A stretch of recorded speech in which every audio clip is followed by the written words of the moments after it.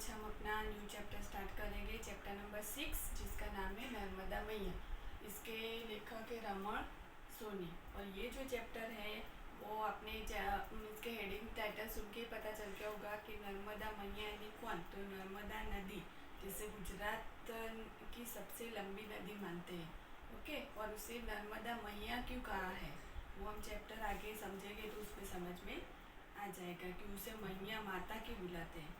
ठीक है, तो ये जो चैप्टर है पूरा प्रवास वर्णन है। तो प्रवास वर्णन यानी क्या कि हम प्रवास टूर पे गए हो और उसका वर्णन करते हो, वैसे यहाँ पे उसे एक्सप्लेन किया है।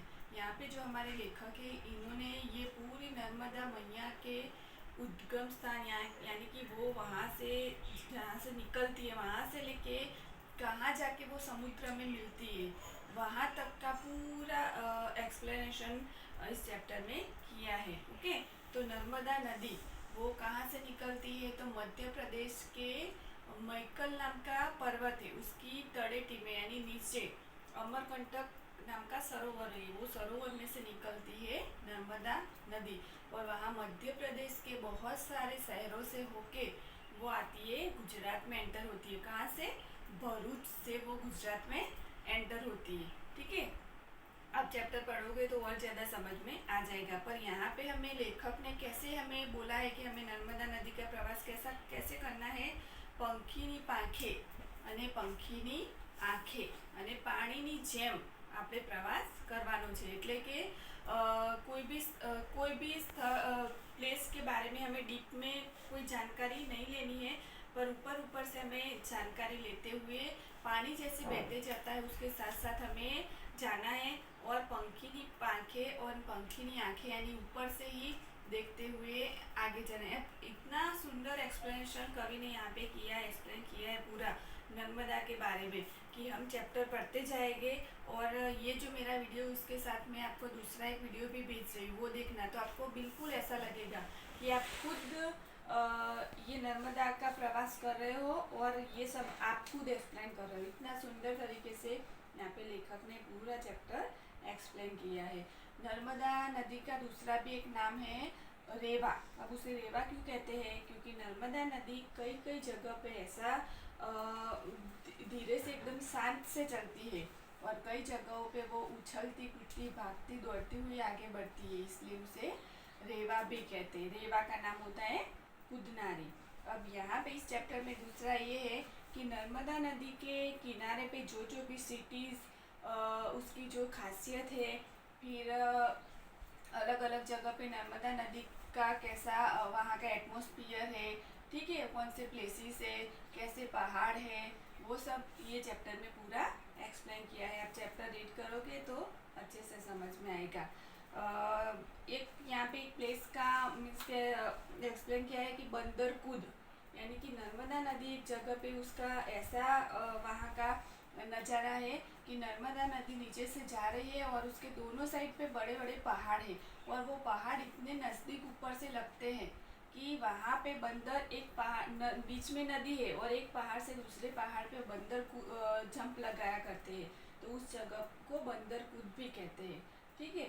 तो ऐसे बहुत सारे, फिर कबीर वट देख लो, नर्मदा नदी के किनारे पे आया हुआ कबीर वट नाम आपने सुना ही होगा, ठीक है। कबीर वट इतना बड़ा वर्ड है, एक ही वर्ड है बनियान ट्री, पर आज वो इतना बड़ा हो गया है कि जैसे पूरा एक बनियान ट्री का पूरा एक जंगल ही देख लो, इतना बड़ा वो बनियान ट्री है, ओके। एक आइलैंड पे आया हुआ है, मीन्स के नर्मदा नदी के अंदर एक आइलैंड जैसा प्लेस है, वहाँ पे वो आया हुआ है कबीर वट। फिर शुक्ला तीर्थ, ठीक है। फिर हम जो बच्चे टूर में आए होके उन्हें पता होगा, हम जो गए थे कुबेर भंडारी, वो पोईचा स्वामीनारायण टेम्पल के पीछे, वो भी पूरा जो नदी जा रही थी वो नर्मदा नदी थी।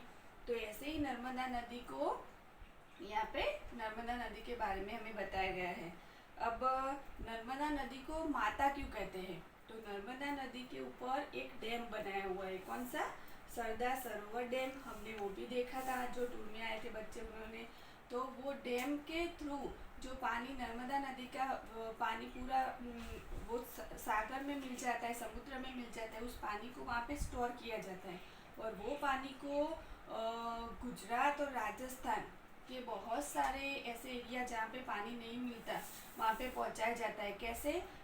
कैनाल के द्वारा, ओके, नहरों के द्वारा वो पानी पहुँचाया जाता है, जिससे लोगों को खेती में और पीने के पानी में वो यूज आता है। इससे करोड़ों लोगों की प्यास बुझती है, इसलिए उसे माता भी कहते हैं। तो इस तरीके से नर्मदा नदी का पूरा एक्सप्लेनेशन इस चैप्टर में दिया है। आप संधि से चैप्टर पढ़ना, और दूसरा भी मैं एक एक्सप्लेनेशन वीडियो ये भेज रही हूँ, वो भी आप देखना। तो ये चैप्टर पढ़ने के बाद आपको नोटबुक में इसकी शब्द समझौती लिखनी है, और रूढ़ि प्रयोग एक ही दिया है वो लिखना है। उसके बाद भाषा सज्जता का एक टॉपिक है, वो भी मैं आज यहाँ पे एक्सप्लेन कर देती हूँ। भाषा सज्जता में टॉपिक है सर्वनाम, यानी कि जो आप इंग्लिश में बोलते हो प्रोनाउन। ओके, नाम या संज्ञा की जगह पे जो वर्ड यूज करते हैं उसे हम कहते हैं सर्वनाम। यानी कि कोई भी कुछ हम पैराग्राफ लिख रहे हो और किसी व्यक्ति का नाम हो और वो नाम बार बार हम रिपीट करें तो वो पैराग्राफ बड़ा भी हो जाएगा, हमें पढ़ने में भी कंटाल आएगा। और उसकी जगह पे हम यहाँ पे एग्जाम्पल भी दिया है कि रमेश વેકેશનમાં પાવાગઢના પ્રવાસે ગયો હતો, ત્યાં રમેશને રોપવેમાં બેસવાની खूब मजा पड़ी। ऐसे बार बार हम वो नाम यूज करेंगे तो हमें भी अच्छा नहीं लगेगा पैराग्राफ।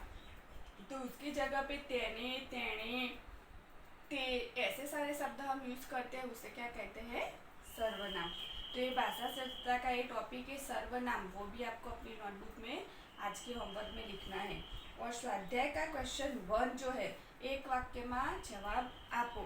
ओके, वो आपको जब चैप्टर पढ़ोगे और जो दूसरा मैं वीडियो भेज रही वो आप देखोगे तो उसमें से वो क्वेश्चन आप आंसर उसके आसानी से लिख पाओगे। तो वो आपको खुद क्वेश्चन 1 के जो 4 क्वेश्चन आंसर है वो भी आपको खुद लिखने हैं। ठीक है, तो आज का हमारा ये क्लास यहाँ पे कंप्लीट होता है। Goodbye friends.